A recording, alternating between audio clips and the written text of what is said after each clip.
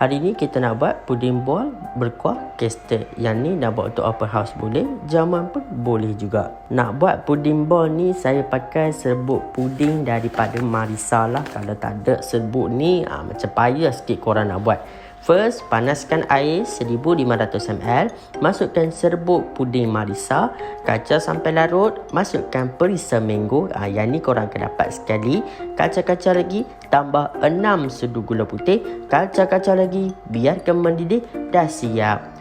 Mudah je kan nak buat puding sekarang. Lepas tu kita pindah masuk ke dalam acuan bol korang. 3 atau 4 jam macam tu. Bila dah start kental elok, boleh masuk ke dalam bekas. So siap lah kita punya puding bol. Kita masuk dalam bekas. Lepas tu kita tuang cocoa custard.